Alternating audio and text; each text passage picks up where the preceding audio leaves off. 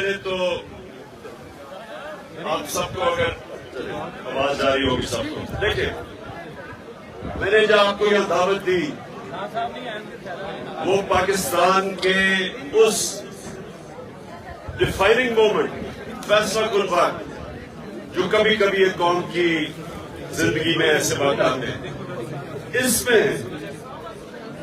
मुझे पाकिस्तान के बुकला की सबसे ज्यादा जरूरत है।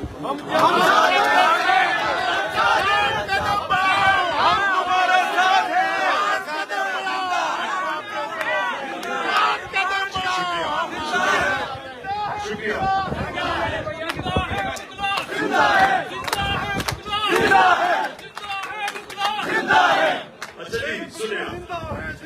देखिए एक जमहूरियत के अंदर पुरअमन एहतजाज हर शहरी का हक है। हमने पुरअमन एहतजाज किया, किसके खिलाफ?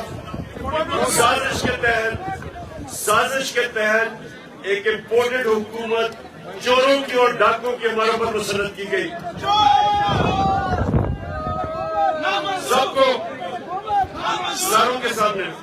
आप प्लीज सुने कि मैंने सबके सामने जो साइफर या मुरासला था, जो वो एक अमेरिकन डोनाल्ड लू और हमारे वजीर, जो हमारा जो मुशीर वाशिंगटन में था, उससे जो बातचीत हुई ऑफिशियल,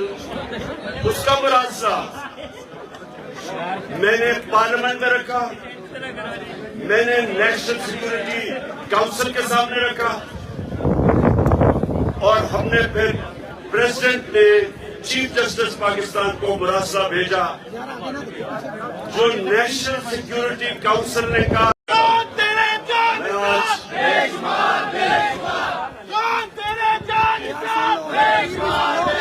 अच्छा जी, मैं पहले तो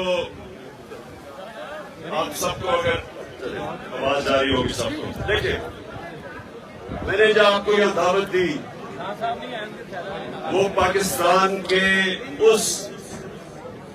डिफाइनिंग मोमेंट, फैसला कुन वक्त,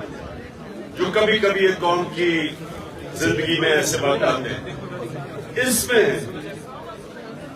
मुझे पाकिस्तान के बुकला की सबसे ज्यादा जरूरत है।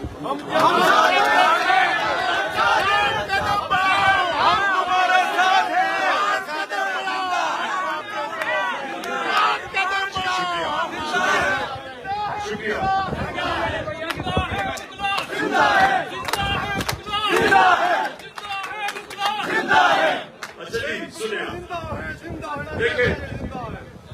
एक जमहूरियत के अंदर पुरअमन एहतजाज हर शहरी का हक है। हमने पुरअमन एहतजाज किया, किसके खिलाफ?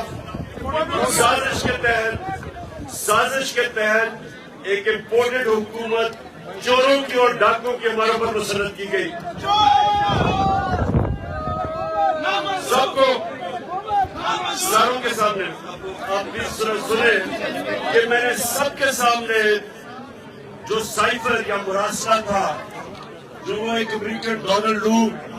और हमारे वजीर, जो हमारा जो मुशीर वाशिंगटन में था, उससे जो बातचीत हुई ऑफिशियल, उसका मुरासला मैंने पार्लियामेंट में रखा, मैंने नेशनल सिक्योरिटी काउंसिल के सामने रखा,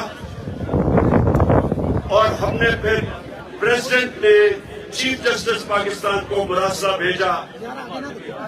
जो नेशनल सिक्योरिटी काउंसिल ने